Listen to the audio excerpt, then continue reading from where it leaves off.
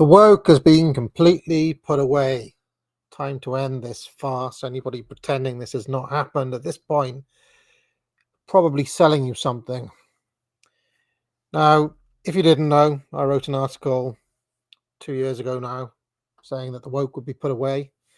I predicted a long time ago that the American regime realized it was in trouble, needed to dial all this crap back in order to restore faith in the institutions, increase military recruitment, also because the left had turned against Israel, which accelerated the process, no doubt. But it is absolutely clear that this is happening. Now, all of the claims that this is happening solely down to Trump or simply because, Trump has what, the right has won, etc., don't seem to recognize the fact that it is leftist institutions who are dropping woke as well, as signaled by the fact that MSNBC have just fired Joy Reid. Had value, and that that what I was doing had value. And in the end, I try not to cry on TV. And this is kind of like being on TV, so I apologize. And then it mattered. I see Karen is there, and she's been texting me as well. And so what I will just say is, you got it? She's gone. So no more bloody tagging me on Twitter and saying the woke hasn't been put away, AA, because here's Joy Reid saying something stupid. She's gone, all right? One of the relics of a bygone era has finally been fired. Anybody now, at this point, trying to say that I wasn't spot on all accounts, as I told you, has got a financial incentive to tell you that. Also in this country, Ash Sakar has just released a book basically disavowing the woke and saying that it's gone too far and blah, blah, blah. And you can see Navarra Media and Young Turks repositioning themselves for a post-woke world. Anybody with a pair of eyelids saw this coming a mile off, of course, because as I pointed out in my original article, Putting the Woke Away, regime does not play 4D chess. Regime telegraphs all of its moves. And we'll get into, you can read that in your own time. You can go back in Forbidden Text, subscribe to it, to have a look at that. But all of the things I was talking about now are coming to pass. The army shatters records after Trump's election win, the recruitment records. What did I tell you this is all about? It was all about boosting military recruitment, and it was about getting people to buy back into the institutions. Now, as Elon Musk says, join the new DOJ, fight actual crime this time. America's saved, guys. America's saved. You can trust the DOJ again. You can trust the military again. You can trust the police again, and all of those other things that you'd lost faith in, because the Patriots are in control. Don't tell me it hasn't worked, because it has. I see my timeline every single day. People telling me that America was about to be at civil war, 2, 3, 4 months ago. Now, we're so back. Stop blackpilling, get in the crystal. So it worked, didn't it? And I called every single shot, didn't I? Now, why is that? Well, we'll get onto that in a second, because there's more. DEI has been put away right across the board. And Forbes magazine has done a very helpful job for us by listing all of the people who've been putting away their, dumping their DEI programs.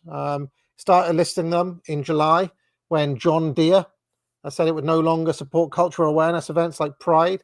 Then it was Harley Davidson. And I remember back then it was like, oh, you're coping AA because these are right-wing companies. You're coping. Then it was Jack Daniels. Then it was Ford Motor Company. Then it was Lowe. Oh, still coping AA. They're still right-wing coded. Then we kept on going. Molson Coors, Boeing, Walmart, McDonald's, Meta, Amazon, FBI, Target, Smithsonian Institute, Google. Oh, you're still coping AA. It's such a cope AA as the evidence mounts up. People don't want to see what's in front of their eyes unless it smacks them on the face. And now it's slapping you in the face. over and over and over and over again, the evidence mounts up, and you still can't take it. I still get people even now who can't swallow their pride and admit that I got this right and they got this wrong. Now, the important thing is why. Why did I get it right and why did you get it wrong? Well, we'll get onto that in a second. Let's keep on going. Accenture, NPR, Disney, Pepsi, Intel, PayPal, Chipotle, Comcast, all of these companies, Deloitte, PBS, CNBC, they're no longer, I mean, it's just insane. Disney, Goldman Sachs, company after company after company, JP Morgan Chase, Morgan Stanley, Citigroup. You know, when it's McDonald's, Coke, Pepsi, and every single major bank dropping it, it's the regime, guys. Okay, it's not just Trump, it is the entire regime. And if you want to try to tell me that Pepsi, Coke, JP Morgan Chase, Morgan Stanley, and bloody Goldman Sachs are not the regime, well, I got a bridge to sell you, I tell you. Okay. So anyway, let's go back then and get on to the chase here. What was this whole disagreement about in the first place? And why is it that I got it right and so many other people got it wrong? Well, we'll talk about that. But first of all, please buy Foundations of Shakespeare, my course, and the Trivium, where you can learn about logic and reasoning and how to argue and rhetoric and evidence and how to write, and all of the other great courses, Foundations of Economics, Politics, where you too will be able to learn those tools of elite theory that I used here. But I have a new ad for Foundations of Shakespeare, so that's the one we're going to be playing. And when I come back, we're going to be talking about what was it in particular that I saw that some of these other people did not see, and what was the core of the disagreement.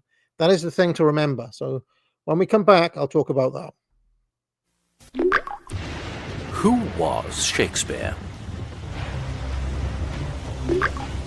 What if everything you have been taught about Shakespeare is wrong?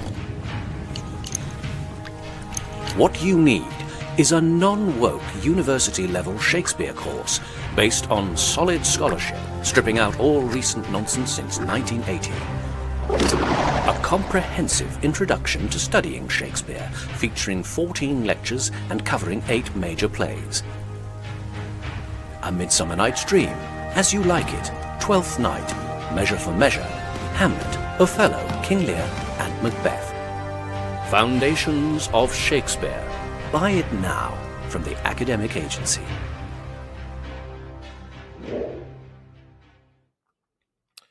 All right. So, another thing that I've been trying to stress before we get on to the core of the disagreement is this adoption curve here. You know, I said it's just going to be me over and over again explaining the early. I mean, Elon Musk was a very early adopter. You know, now we're getting into the early majority. There will be a late majority, and then there will still be laggards. There'll still be people in 2 or 3 years' time. You know, some little local library or something. You know, some smaller, medium-sized firms were not on the cutting edge, who are laggards, right? It happens in every curve. It happens in every adoption curve, no matter what it is. And as I was trying to explain, as people were saying, oh, what about this woke thing, AA? What about this woke thing, AA? What about this woke thing? What about that woke thing? And I was saying, like, you wait. We're just following this curve, okay? And remember, I was first saying this in 2-3 years ago, back in 2022. I was talking about this, and we've just been moving over that curve. We're now leaving the early adopters and moving into the early majority. Soon we'll be over the hump, and on the, you know, by the time of 2026, 2027, you know, woke will be seen as much of a relic as the past as the war in Iraq or something like that. Okay, I'm not the only person who's pointed to this, although I have been one of the more prominent ones. It has to be said. Now, Morgoth posted this, and it's about what US aid has revealed, that the left have no sincerely held beliefs at all. It's just grift and patronage networks. And the sheer extent of it, we found that USAID has been going in this country to an LGBT advocacy group called Stonewall, which was totally embedded within the government. And I maintained all along that the number of true believers, the number of woke true believers, was and still is minuscule, and that once there was the sea change, once the patronage network was, the rug was pulled, the money was taken away, all of those people would either pretend that they'd never been woke at all, or shift like Ash Sakara is doing now, and cynically try to shimmy over to where the power is. Okay, Uncle Ted was very good at talking about the Machiavellian psychology of most leftists. Okay, but a lot of other people who disagree with me, who are, very varied. The whole phrase, the woke mind virus that people talk about, they were convinced that woke was more like a religion, more like a kind of brainwashing, where it was being powered through by these true believers who worked in a bottom-up manner and took over institutions because middle-aged and old CEOs were being held hostage by young millennial employees, something like that. I always maintained, as per Pareto, power is top down. Ideology follows power, not the other way around. Once power decides it's over for something, then the true believers won't have a leg to stand on. Ideology will fritter away. Ideology is only there as a post hoc justification for what power has already done. I maintain that, as against many, many, many different voices who wanted this to be a religious clash. They wanted it to be a question of faith, right? A question of faith. And what I was saying was, okay, well, look, it's not that faith has no power at all, but I maintain that woke in particular was not a faith, and it had never been tested. It never, like, if you look at the history of the Reformation, for example, people who were hardcore Catholics were prepared to die for being Catholics, to be killed by Protestants, and vice versa, burnt at the stake. Right, whether people who died for in Fox's Book of Martyrs, people who died for their beliefs, Protestantism, or in the other way around for their Catholicism, as against the upstart Protestants, Thomas More, something like this. So there were people on both sides who had a real conviction.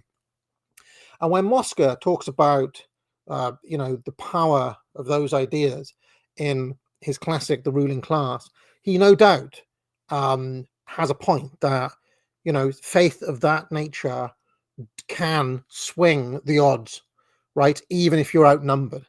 All right, you can think of a situation like Vietnam, right? The Vietnamese love of home was much stronger, was much more something that people were prepared to die for than whatever it was the Americans thought they were dying for. The Americans didn't even know what they were dying for, something about capitalism or something, I don't know, right? Most soldiers there didn't know why they were there, whereas no Vietnamese had any question about why they were there. It wasn't really to do with communism, it was to do with protecting their homeland. Okay, Burnham in the managerial revolution and in the Machiavellians talks about how the love of homeland, okay, is a much more powerful motivator than fighting for, I don't know, liberty and freedom. Yes, fascinating passages about that. So it's not that the elite theorists in general, including Burnham, Mosca, and so on, don't believe in the power of faith. It is simply that in this case, woke in particular was an astroturf top-down ideology. So it was kind of weak. And I could see that it didn't really have a genuine purchase. If you remember, my analyses proceeded from the idea that it was a failed attempt to impose a new political formula, and it was spectacularly unsuccessful. So the regime had to go back to an older political formula, namely colorblind liberalism or something like that. Okay. Now, whether they're going to get back there or whether they're more hardcore right-wing elements of Trump's orbit will win out remains to be seen. I still suspect when all is said and done, it will be color blind liberalism. back to Fresh Prince, as I talk about, but we don't know. Point is, the woke has been put away for all the reasons I suggested. Now, what is it that Pareto saw that the other elite theorists kind of didn't see, or what specifically did they disagree on, and why do I believe him? Well, the thing is, Pareto was an economist as well as being a political theorist, an elite theorist, and a budding sociologist. That is what he wrote his book, The Mind and Society, where he outlined all this from. And Pareto's insight was basically the same one as Jonathan Haidt's, or the same one as Daniel Kahneman's in Thinking Fast and Slow, that intuition comes first and reasoning follows. Okay, but he was talking much more on a wider governmental, society-wide level, i.e., what is it that the society needs to do? And the ideology will basically follow from what power wants to do. Okay. And I could see that power needed to get people invested back into the institutions, and that this woke thing wasn't working. It does beg the question as to why they allowed, or why they pushed woke in the first place. And they did push it because US aid has shown that they pushed it in the first place. And that is a question that I would love to know the answer to. I mean, there's a guy I know called Eric Kaufman, who is more on the woke mind virus side of things. But he works on this. He works kind of trying to understand woke ideology, why it came about, and there's contrasting theories. But I would suggest that they were actually trying to transition the America, Britain, and Europe into a mode where the white majority, got used to the idea that there were competing interests, there were competing minority groups, and that they couldn't kind of take for granted their quote unquote privileged position anymore. Now, I think that the backlash it provoked was probably bigger than they were expecting, or maybe it got out of control for whatever reason. But you could argue that from a certain point of view, it did actually succeed in making everybody much more aware of the racial diversity that we all live with now. But it may have done so in a way that the system doesn't finds dangerous, or that alarms the system, which is why I think that we'll have a heavy push now towards the colorblind liberalism stuff. Otherwise, if we carry on going in the direction that woke was leading in, you're getting into ethnic and civil conflict, which nobody wants to see, of course. So that's where I suspect things will go next. But yes, in general, I would say this episode showed that Pareto was actually more on the money than many people would have liked to admit. Now, why are people so reluctant to give Pareto his due? It's not just me. It's not just kind of people wishing to prove me wrong. Why did they want Pareto to be wrong? And I would suggest that the people who want Pareto to be wrong are religious themselves in some way. And it would be quite difficult, or they wouldn't like to admit the fact that all through history, official ideology has had this quality of being convenient for power, including religion, right? Including how religion has been used.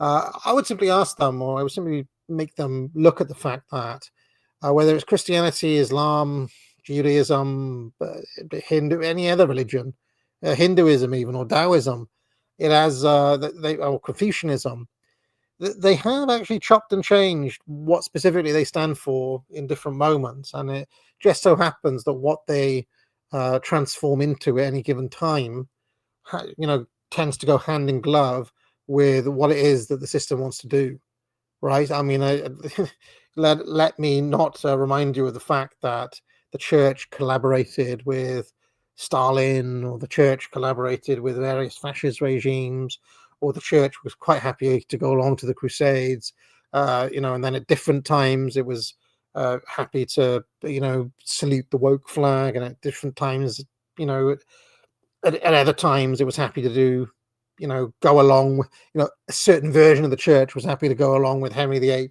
Certain version of the church was happy to go along with Martin Luther. Certain version of the church was happy to go along with the Borgias, etc., etc., etc.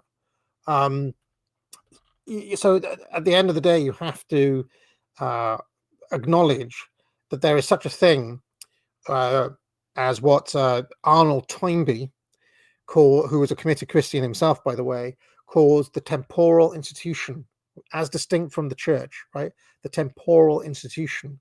And the temporal institution, because it belongs to the city of man, if you want to put it in a Christian theological context, because it belongs to man and is therefore flawed like man, is going to come with all the foibles of man, right? So it is going to chop and change as power dictates, just as human beings are pliable in the hands of power. Okay, not to say that ideology has no power at all, right? To motivate men, to make them die for this cause or that cause, but the bar to have, for an idea to have that much power is quite high, and woke never had that power. I'm convinced it will never have that power. Boomer Truth, which is a much stronger, much more, that is something that has attained the level of myth, and it has a quasi religious element to it. In Chronicles magazine, which I now write a monthly column for, I actually published, you can see in the February edition of Chronicles, there's me, the Boomer Truth regime. I published the start, an excerpt from that book, which is not going to be out for at least another couple of years, because I haven't written it, but I have written the first chapter, most of which you can read here.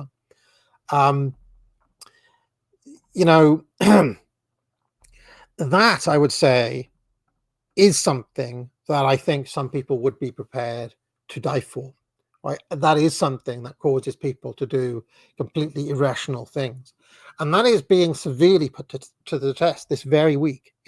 As you watch this video, tomorrow Keir Starmer is meeting with Donald Trump, okay, and he will appeal to World War II. He will appeal to the memory of Winston Churchill. He will appeal to Boomer Truth. Whether that quasi-religion is able to stand up truly in the face of power as vested in Donald Trump and in the hard power of Vladimir Putin now remains to be seen. I suspect that will die a much harder, put up a much more difficult fight than woke, because I think people have been, even if Boomer Truth started as an AstroTurf, as a top-down imposition after World War II, that has had a lead-in time of about 80 years at this point, okay? And I think many millions of people, will go to their graves holding dearly onto Boomer Truth. All right. Anyway, woke has been put away. Hope that whole conversation is done and dusted forever. I'll be back tomorrow. I talk about international affairs. Later on, of course, there's Reviewing Adam Curtis with Simon Roberts. And I think we've got another guest as well. Ben, I think, is back. And I will catch you tomorrow. Now get out. If you liked this video, be sure to like and subscribe. You can join the channel for thousands of hours of past shows in the archive and hundreds of videos. If you have any questions, you can leave a super chat or a super thanks, and I'll be sure to pick it up during my weekly office hours, which run every Tuesday afternoon. I also provide courses at the academic agency, which I encourage people to buy. Thousands of students now have taken the Trivium to improve their skills in writing, logic, and rhetoric. Just 3 of many courses available. Buy it now. But most importantly of all, friends, get out.